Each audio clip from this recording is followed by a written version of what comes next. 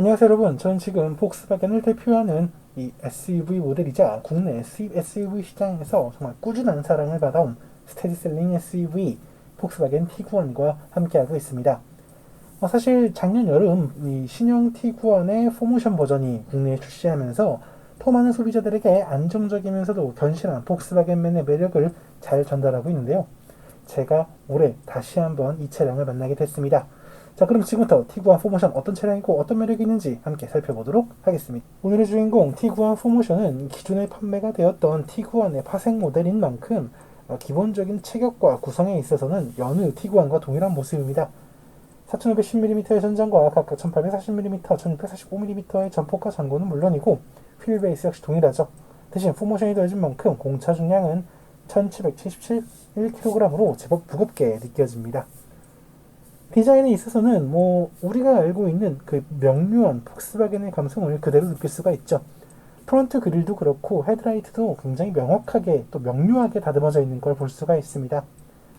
이러한 모습은 이 바디킷에서도 엿볼 수가 있는데요. 길게 이어진 크롬 가니쉬가 적용된 것이 특징일 뿐이지만 그 외의 모습은 굉장히 직선적이고 다부진 이 폭스바겐의 이미지를 아주 잘 보여주고 있습니다. 이러한 모습은 측면에서도 그대로 이어지고 있는데요. 굉장히 깔끔하게 다듬어진 또 직선적으로 구성되어 있는 차체를 확인할 수 있죠. 여기에 클래딩 가드를 둘러 SUV 이미지를 잘 살려줬고 19인치의 이 멀티스포크 휠이 아주 깔끔하고 견고한 이미지를 잘 보여주고 있습니다. 후면에는 최근에 폭스바겐 차량들이 보여주고 있는 이 레터링을 중앙 부분에 배치한 구성을 그대로 볼 수가 있습니다. 굉장히 깔끔하고 직선적인 구성 확실하게 확인할 수 있겠고요. 리어 커뮤니케이션 램프 역시 마찬가지입니다. 더불어 포모션 레터링이 함께 자리하고 있기 때문에 이 차량이 좀 더 안정적이고 견고한 감성의 SUV라는 걸 확인할 수 있습니다. 이처럼 티구안 포모션은 누가 보더라도 굉장히 깔끔하고 안정적이고 또 만족스러운 모습을 하고 있는 그런 스테디셀링 SUV의 가치를 아주 잘 보여주고 있는 그런 차량입니다. 티구안 포모션의 실내 공간은 우리가 이미 알고 있는 그 티구안의 모습을 그대로 답습하고 있습니다. 대시보드 형태라든가 스티어링 휠 그리고 계기판 등 모든 부분이 우리가 알고 있는 폭스바겐의 전형적인 모습이죠. 최근에 골프가 새로운 모습으로 탈바꿈하면서 많은 부분을 변화시켜주고 있는데 이 티구안의 실내 공간을 보게 되면 우리가 알고 있던 그 이전의 이 과거의 폭스바겐을 다시 한 번 더 확인할 수 있네요. 게다가 개방감이 좋은 파노라마 선루프가 실내 공간의 개방감을 높여주고 있고 그리고 확실히 굉장히 깔끔하게 다듬어져 있는 디스플레이 패널이 시각적인 만족감을 높여줍니다. 소지와 소재 연출 등에 있어서는 고급스럽다는 이미지가 좀 아쉽긴 하겠지만 이 정도라고 한다면 누구라도 만족할 수 있을 것 같아요. 게다가 실내 공간의 개방감, 공간감이 상당히 넉넉하다는 점도 이 차의 큰 매력이라 할 수 있겠습니다. 앞서 살펴본 것처럼 이 티구안 같은 경우는 체격이 그리 큰 차는 아니에요. 하지만 이 실내 공간이 주는 만족감은 굉장히 좋은 편입니다. 실제 2열도어를 열어보게 되면은 생각보다 수납 공간도 잘 마련되어 있고 전체적인 공간이 넉넉하다라고 느껴집니다. 물론 보시는 것처럼 소재와 소재 연출이 그리 고급스럽지 않다라는 건 여전히 아쉬운 부분이지만 그래도 전체적인 공간이라던가 실내 공간의 거주성, 개방감 이런 것들을 고려하자면 패밀리카로 사용하기에도 나쁘지 않다라는 생각이 듭니다. 이게 바로 티구안의 매력이라 할 수 있겠네요. 이어서 적재 공간 살펴보도록 하겠습니다. 자, 기본적으로 아주 넉넉한 공간은 아닙니다만 보시는 것처럼 아주 깔끔하게 마감되어 있는 걸 볼 수 있죠. 보조 조명은 물론이고 이어시트 폴딩을 편하게 할 수 있는 트리거가 함께 마련되어 있어서 적재 공간 활용성이 굉장히 좋은 편입니다. 이 4대 2대 4 분할 비율로 폴딩이 가능하고요. 그리고 이 플로우 패널이 자리하고 있기 때문에 적재 공간과 플로우 패널 하단 부분을 구분해서 활용할 수 있습니다. 참고로 하단 부분은 이렇게 스페어 타이어와 약간의 수납 공간 그리고 리페어 킷 장착되어 있는 걸 확인할 수 있겠네요. 이어서 티구안 포모션의 파워트레인 살펴보도록 하겠습니다. 본인 아래는 최고 출력 150마력과 36.7km의 토크를 내는 2.0 TDI 디젤 엔진이 자리하고 있습니다. 디젤 게이트가 있었음에도 불구하고 디젤 파워트레인을 포기하지 않겠다는 폭스바겐의 의지가 엿보이는 부분이죠. 여기에 7단 DSG 그리고 포모션 시스템이 더해지면서 보다 쾌적하고 견실한 주행 성능을 보장합니다.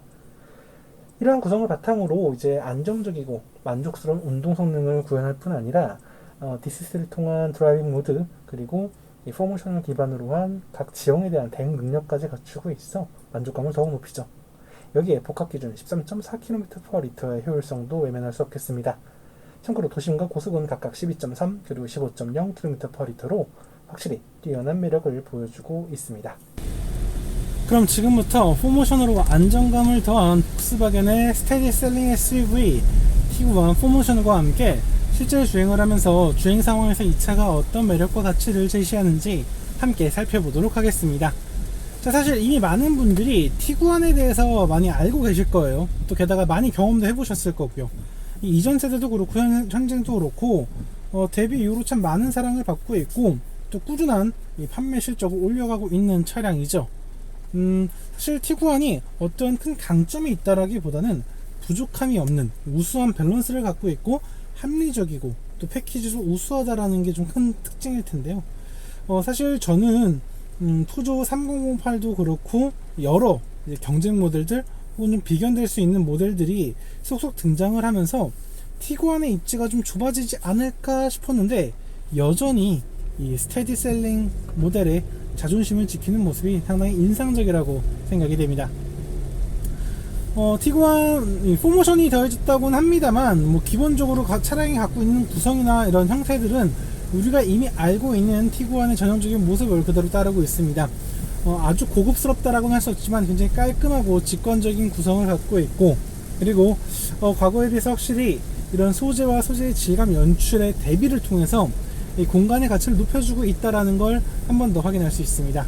그리고 이제 뭐 파노라마 선루프라던가 다채로운 편의사양, 안전사양 등이 더해지면서 차량의 가치를 높여주고 있다라는 것도 확인할 수 있죠. 하지만 저는 여전히 좀 아쉬운 부분이 있습니다. 디젤 게이트 이후로도 폭스바겐은 꾸준히 이 디젤 파워트레인을 그대로 유지하고 있죠. 출력이라던가 토크 이런 부분, 그리고 또 폭스바겐이 자랑하는 뛰어난 효율성은 여전히 매력적이고 경쟁적인 부분이 있지만 그래도 시대의 흐름과는 조금 맞지 않는다, 그런 생각이 드는 것도 사실이죠. 물론 이 주행을 시작해보면은 이 차가 갖고 있는 기본적인 성능이라던가 토크가 준수하기 때문에 주행에서 큰 아쉬움은 없다라고 생각이 들어요. 물론 개인적으로는 여전히 가솔린 엔진 특유의 그런 질감이라던가 출력 전개를 더 좋아하는 편이긴 합니다만 일상적인 주행을 하기에 이 티구안의 셋업이 나쁘지 않다는 건 부인할 수 없는 사실이겠죠.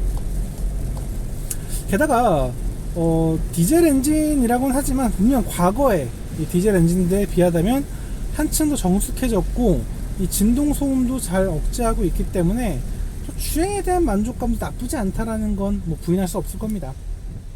물론 이제 그건 있어요.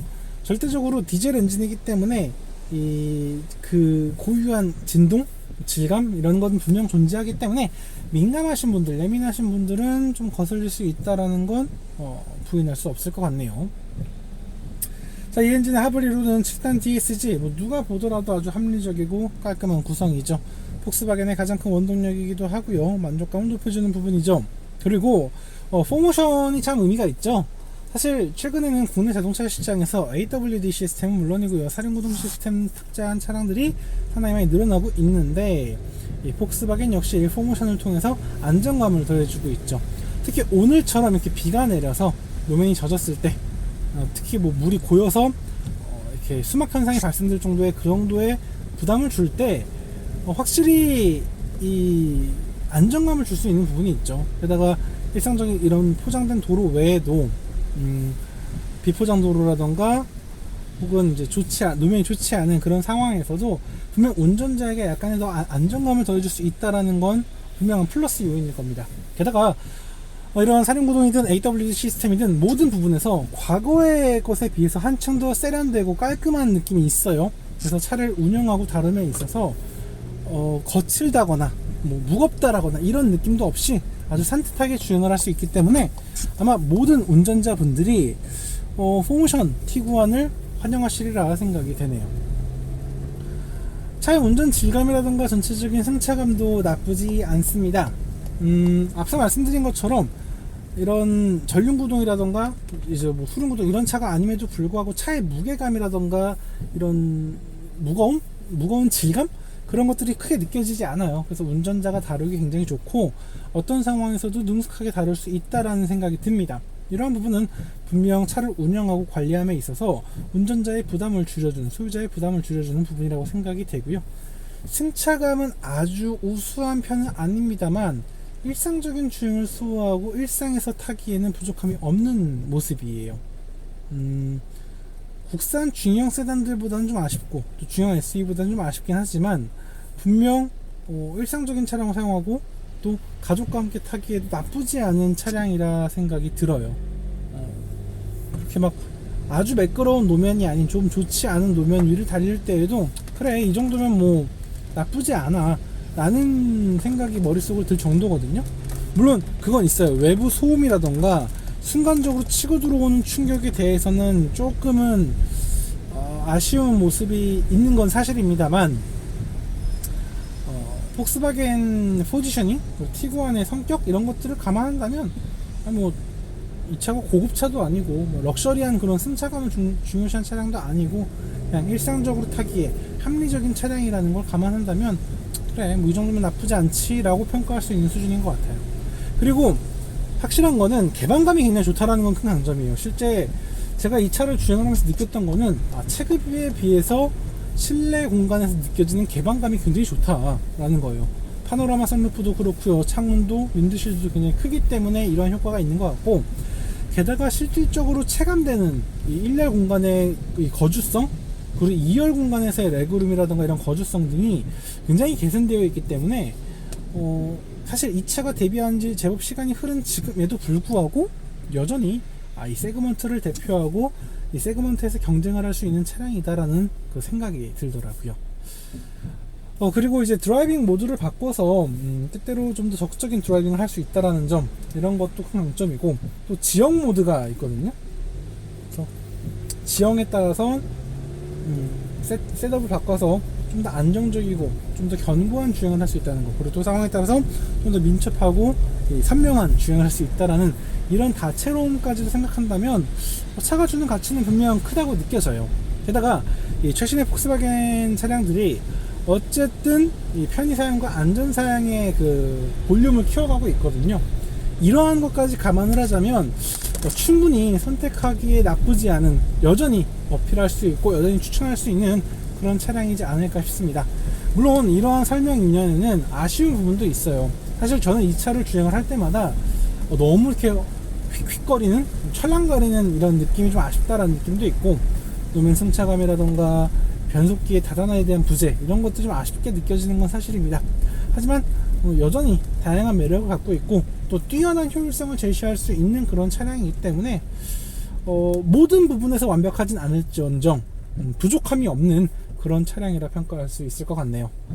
자, 오늘 이렇게 이 컴팩트 SUV에서 스테디셀링 모델의 존재감을 꾸준히, 그리고 세그먼트를 대표하는 역할을 꾸준히 해온 폭스바겐 티구안 포모션을 함께 만나봤는데요. 역시 그런 건 있어요. 뭐 특별하거나 단번에 이목을 확 끌 수 있는 그런 필살기 같은 건 없는 차예요. 그렇지만 두루두루 만족할 수 있고 두루두루 부족함이 없는 그런 모습을 보여주죠. 굉장히 대중적이고 합리적인 모습이죠. 아마 이런 것이야말로 폭스바겐의 가치, 폭스바겐의 의미가 아닐까 싶습니다. 게다가 이렇게 음성인식 기능까지 탑재가 되면서 차량의 사용성, 편리성이 높아졌기 때문에 충분히 가치 있는, 매력이 있는, 어필할 수 있는 그런 차량이라 생각이 되네요. 자, 오늘 이렇게 폭스바겐 포모션 함께 시승해 봤습니다. 사실 국내 5천만원대 SUV 차량들이 굉장히 많이 늘었어요. 사실 저는 머릿속으로 체급을 좀 더 줄이고 캐딜락을 가는 것도 방법이겠는데? 라는 생각도 들고, 한편으로는 굳이 디젤을 갈 거라면 3008 블루 HDI도 있고 또 굳이 이 시점에 디젤을 타야 되나? 라는 등 여러가지 생각이 들 수는 있어요. 하지만 그럼에도 불구하고 역시 티구안은 티구안이고 폭스바겐은 폭스바겐이다 라는 그런 생각을 하면서 그래도 이 차 선택할 사람은 충분히 많고, 또 이 차를 권했을 때 괜찮다 라는 그런 반응을 얻을 수 있을 것 같아서 아마 앞으로도 이 폭스바겐과 이 티구안의 존재감은 계속 이어지지 않을까, 그런 생각을 해봅니다. 자, 이렇게 티구안 포모션 시승 마무리하도록 하겠고요. 전 다음에 다른 자동차, 다른 이야기를 다시 인사드리겠습니다. 지금까지 카올리키 막스였습니다. 감사합니다.